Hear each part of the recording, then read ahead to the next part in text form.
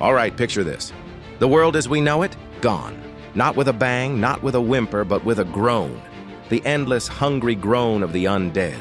Cities have fallen, armies have crumbled, and humanity is on the brink of extinction. We're hiding in the shadows, just trying to survive another day.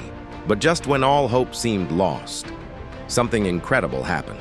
Something impossible. The animals, they started to fight back. I'm not talking about a dog biting a zombie's leg. I'm talking about an organized, intelligent, and absolutely ferocious resistance. It started small, whispers and rumors from scattered survivor camps. A lone traveler, half mad with fear, would babble about a cat, moving with impossible speed, a blur of fur and claws that took down an entire pack of walkers before vanishing into the night.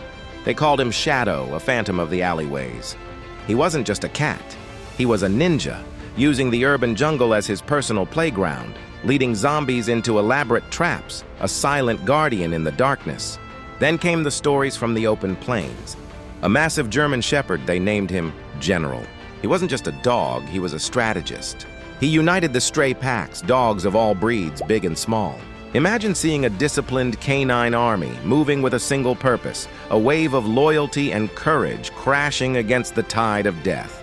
General was their leader, his bark a command that echoed with more authority than any human general ever had.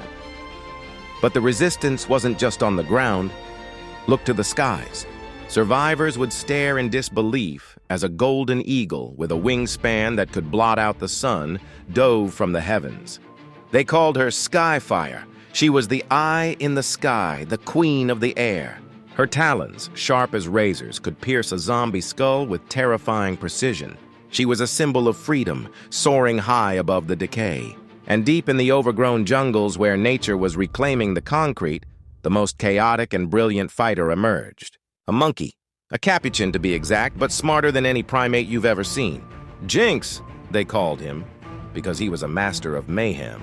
He'd swing through the ruins, a furry agent of chaos, rigging traps, dropping heavy objects from rooftops, using his agility and intelligence to outsmart the undead at every turn.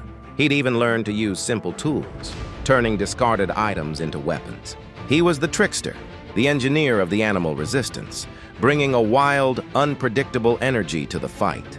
But the zombies were relentless. Their numbers were endless. For every 10 they took down, 100 more would rise. The animal heroes were incredible, but they were scattered. They needed more than just skill. They needed brute force. They needed a tank. And then, from the savannas of a reclaimed zoo, it came. A sound like thunder. The ground itself began to tremble. It wasn't an earthquake. It was them, the rhinos. Two colossal armored behemoths, their horns like battering rams. They didn't need tactics or stealth.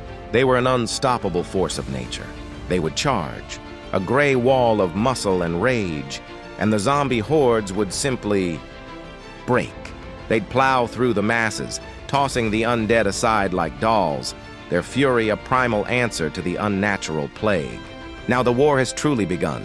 It's no longer about hiding. It's no longer about survival.